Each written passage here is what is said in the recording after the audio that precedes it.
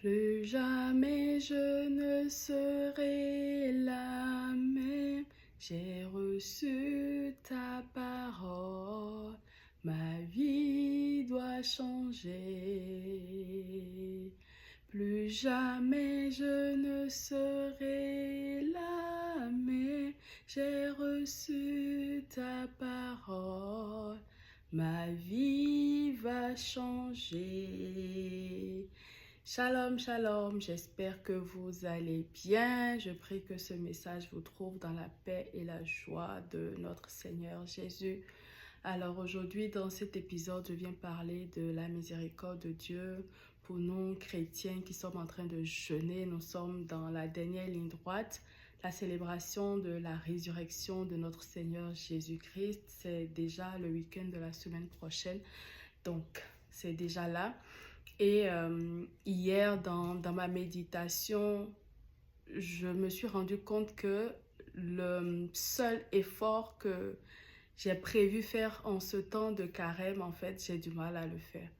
Et parfois, c'est le soir, au moment de dormir, que je réalise que la journée est en train de finir et que je ne l'ai pas fait. Et pourtant, je me disais au début, si je suis intentionnelle, ça va aller avec la grâce de Dieu. Ça me paraissait quand même un peu accessible, j'ai envie de dire. Je me disais, bon, ça va aller, tu vas y arriver et tout. Et je me suis rendu compte qu'il y a des jours où je n'ai pas réussi à le faire en fait. Et pourtant, c'est quelque chose qui est nécessaire pour mon bien-être personnel. C'est quelque chose qui est nécessaire pour mon corps. C'est quelque chose qui est nécessaire pour ma santé. Et en fait, jusqu'ici, je galérais pour arriver à avoir cette bonne routine-là. Et je me suis dit, bon, ok, je vais soumettre cet effort à Dieu pendant ce temps de carême et que certainement, c'est-à-dire que si je me dis que je le fais pour Dieu, parce que notre corps est le temple du Saint-Esprit, et comme j'aime dire, qui va loin ménage sa monture. Si tu sais que Dieu t'appelle à de grandes choses, si tu sais que tu veux vivre longtemps pour accomplir ce pour lequel Dieu t'a suscité, même si c'est écrit que tu vas vivre 120 ans, ce n'est pas en vivant n'importe comment que tu vas y arriver. Il y a une certaine discipline, il y a une certaine intentionnalité que nous devons nous-mêmes avoir. Donc, je me suis dit, bon, ok, je vais soumettre ça à Dieu pendant ce temps de carême et peut-être si je me dis que je le fais pour Dieu, ça va plus me booster, me challenger à y arriver. L'idée étant que ce ne soit pas juste un effort pour la période de carême et que l'habitude soit restée pour que même après le temps conventionnel, j'ai envie de dire, de jeûne, je puisse toujours continuer par le faire. Je fais ça souvent quand je vois que je struggle trop, que je galère trop pour changer quelque chose qui ne me plaît pas en moi ou pour avoir une bonne habitude ou quand je vois que j'ai du mal à travailler quelque chose, je prends un temps de jeûne, 21 jours et je me dis, bon, ok, pendant ces 21 jours-là, cette difficulté que j'ai à atteindre cet objectif, je consacre ça à Dieu et à coup sûr, avec sa grâce, je vais y arriver et j'y arrive et ça fait que quand j'arrive à mettre en place la routine ou la discipline là, pendant 21 jours de jeûne, à la fin du temps, à la fin des 21 jours, ça devient une habitude et puis ça coule de source. Donc, je vous invite à essayer, à faire cet exercice. Peut-être que vous voulez remettre dans votre vie le goût de la méditation, de la Bible au quotidien, ou de la louange au quotidien, ou de l'adoration, ou même, voilà, peut-être arrêter de calomnier, ou arrêter le baflotage, ou arrêter, je ne sais pas quoi d'autre, ou pratiquer par exemple la douceur, c'est le genre de choses que j'aime faire, par exemple, pratiquer la douceur, pratiquer la bonté, la tempérance, les fruits du Saint-Esprit. Quand je voudrais m'exercer ou voilà, travailler ces caractères-là en moi, ce que je fais parfois, c'est que je prends 21 jours. Je dis, bon, pendant ces 21 jours, je veux être douce chaque jour. Je veux être une belle et bonne personne chaque jour. Je veux pratiquer la tempérance chaque jour pendant 21 jours avec la grâce de Dieu, avec des temps de prière et tout. Et avec la grâce de Dieu, j'y arrive. Donc là, cette fois-ci, je me suis dit, bon, je vais faire le même exercice. Sauf que j'ai manqué d'intentionnalité ou voilà, au moment où je réalise, c'est déjà le soir et tout ça parce que ça a été pas mal de montées, descentes ces dernières semaines.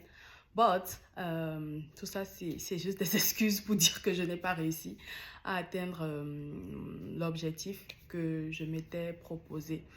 Et hier, je me suis rendu compte de ça et j'ai pris un temps de repentance. Et ce que j'ai retenu de ce temps de repentance, c'est que vraiment, comme la Bible dit, la miséricorde de Dieu triomphe du jugement. Et le Seigneur m'a dit, même si tu struggles jusqu'à l'avant-dernier jour et que le dernier jour tu y arrives, je prends. Pour moi, ce serait une réussite. Il ne m'a pas dit ça pour m'encourager dans l'insuffisance d'efforts que je fournis, non. Mais c'est vraiment pour me dire, ma miséricorde triomphe du jugement. Je ne te juge pas. Je ne te juge pas. Je vois les efforts que tu fais. Don't beat yourself up. C'est-à-dire que ne t'auto-blâme pas trop. Parce que parfois, quand finalement, tu te blâmes trop, tu te dis, bon, ok, j'ai foiré, c'est mort, c'est plus la peine de faire d'efforts. Bon, ben, j'ai échoué, Seigneur, je n'ai pas réussi. Et on entre dans la fatalité, qui est ce que le diable veut. Et une fois qu'on entre dans la fatalité, on ne fait plus l'effort et on retombe en fait dans justement ce travers-là sur lequel on veut travailler. Et j'avais vraiment à cœur de partager ça avec vous aujourd'hui. Il y a le pasteur Nathaniel Bassey du Nigeria que j'aime beaucoup qui dit souvent « When you are right, ask for mercy. When you are wrong, ask for mercy. When you don't know, ask for mercy. » C'est-à-dire que dans la présence de Dieu, quand tu as raison, demande pardon. Quand tu as tort, demande pardon. Quand tu ne sais pas si tu as raison ou si tu as tort, demande pardon. Parce que c'est le pardon de Dieu qui nous justifie, c'est le pardon de Dieu qui nous rachète, c'est le pardon de Dieu qui nous lave en fait et qui nous permet d'entrer dans sa présence. Et nous voulons toujours être dans la présence de Dieu. Et nous savons que,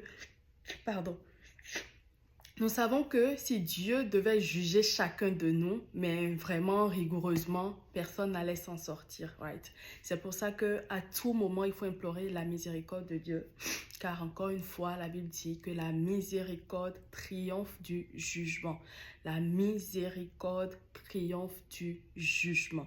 Donc, je viens nous exhorter aujourd'hui dans cette dernière ligne droite, à prendre un temps dans la présence de Dieu, à faire une petite analyse, à voir ce qui a marché, ce qui n'a pas bien marché pendant ce temps de carême et aussi sur toute l'année jusqu'ici. Là, on vient d'entamer le deuxième trimestre de l'année. Ça peut être aussi une bonne occasion pour faire un bilan. Pas encore mi-parcours puisqu'on n'est pas encore dans la moitié de l'année, mais why not? On peut faire déjà un bilan du premier trimestre, faire un bilan de notre temps de jeûne jusqu'ici, si on est en train de jeûner, et voir les points d'amélioration, voir les choses qu'on a pensé bien faire, mais qu'en vrai, aux yeux de Dieu, ce n'est pas encore totalement ça, on peut mieux faire. Et sur cette base-là, vraiment demander pardon, un pardon sincère, avec un désir d'aller de l'avant, avec un désir d'être encore plus intentionnel, avec un désir de faire mieux sur le temps qui nous reste. Donc, si comme moi, tu te retrouves dans cette posture où tu te dis « Ah ouais, en fait, j'y arrive pas. Cet effort que j'ai voulu faire, j'y arrive pas. Je suis tombée une fois encore. » Peut-être que voilà, tu es dans l'impudicité. Peut-être que c'est un mensonge. Peut-être que c'est l'orgueil. Peut-être que c'est la vanité. Quel que soit ce que c'est et que tu as décidé de soumettre à Dieu en ce temps de jeûne et que tu réalises que tu es retombé, que tu réalises que tu n'y arrives pas, Je t'invite à faire cette prière avec moi. Seigneur, mon Dieu, mon roi, je te bénis. Je te rends grâce pour ce message qui m'est parvenu. Je te dis merci, Seigneur, car tu ne fais rien au hasard. Si tu as permis que ce message vienne à moi, c'est parce que tu veux me faire du bien. C'est parce que tu as vu mon cœur. C'est parce que tu as vu le désir de mon cœur de te plaire. C'est parce que tu as vu que je suis encore tombée. La Bible dit que 7 fois le juste tombe et 7 fois le Seigneur le relève. Seigneur, en ce soir, je prie que tu me relèves. Seigneur, je prie vraiment que tu me prennes par la main. Seigneur, je prie que tu m'aides à me relever. Je prie que tu me donnes la force de vaincre ce péché, que tu me donnes la force de vaincre cette habitude que je veux laisser, que tu me donnes la force de pouvoir installer cette nouvelle habitude que je veux installer en moi. Seigneur, comme le dit la Bible, je puis tout par toi qui me fortifie. Alors en ce soir, Seigneur, viens encore me prendre par la main. Viens encore me racheter. Viens encore m'accorder ta miséricorde.